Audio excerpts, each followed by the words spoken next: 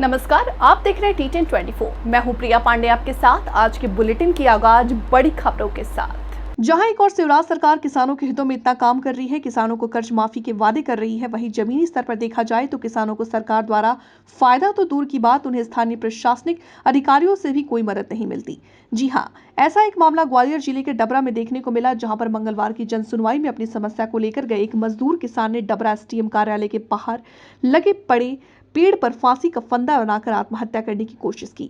वो अपना जमीन संबंधी एक शिकायत आवेदन देकर जन सुनवाई पहुंचा और डबरा एसडीएम द्वारा उनके साथ अभद्र भाषा का प्रयोग कर उन्हें लौटा दिया गया। पिछले 2 साल से एसडीएम, तहसीलदार और कलेक्टर तक को आवेदन दिए हैं, लेकिन उनकी कोई सुनवाई नहीं हो रही। डबरा तहसीलदार ने उन्हें 3 दिन के अंदर समाधान होने का आश्वासन दिया है। साथ ही 3 दिन के अंदर उनकी समस्या का समाधान नहीं हुआ तो वो एक बार फिर जिला कलेक्टर के पास शिकायत करेंगे और अगर इसके बाद भी कोई सुनवाई नहीं हुई तो वो अपने पूरे परिवार के साथ खेत पर ही आत्महत्या कर लेंगे, जिसकी जिम्मेदारी पूरे प्रशासन और उनके अधिकारियों की होगी।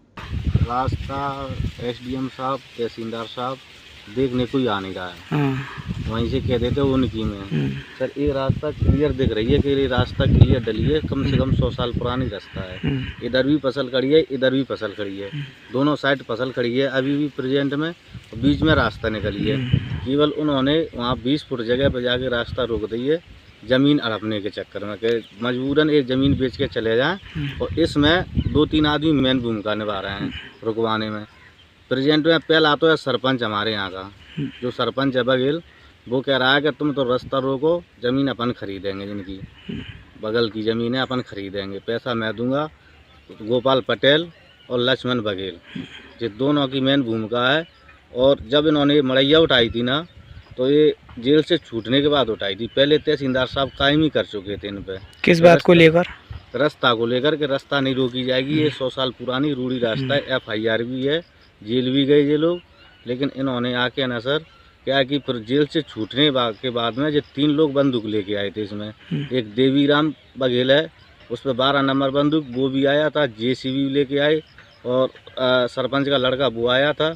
उन्होंने ज़बरदस्त यहाँ ठाड़े होकर JCB चलवाई थी, JCB से रास्ता खुदवाई इन्होंने, और फिर उस पर मड़ैया बना दी, एक कूप लगाया उसका। इतनी 15 फुट जगह है, केवल 15 फुट के मध्य मानस। अच्छा, ये जगह जो बंद हुई ये किसकी जगह है? वहाँ पर जो मड़ैया बनी है किसकी जगह है ये? सर रास्ता दूसरे के में है, दोनों साइड वो पुरानी रास्ता थी, मतलब 100 साल पहले से ही चली आ रही है रास्ता, वो रास्ता। तो किसी का निजी खेत है क्या? निजी खेत किसी का है तो उनके में नहीं है रास्ता। रास्ता 495 नंबर में। अच्छा, तो 496, तो वो रास्ता देने को तैयार है? 496 वाले ने 495 पे कब्जा कर रखा है रास्ता। तो वो 495 वाला क्या कह रहा है? उससे बात हुई तो क्या कह रहा है? 495 वाला एक है भैया, विवाद में हम क्यों पड़े, अब हम तो छोड़ चुके उसको, तुम जानो और भी जानो, हमने तो तुम्हें दे दी थी पहले से।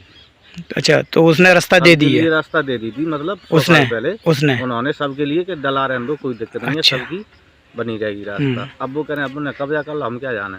इस रात से यहाँ रास्ते से कितने खेतों की फसल निकलती है? कम से कम निकलते हैं 15 लोगों की फसल।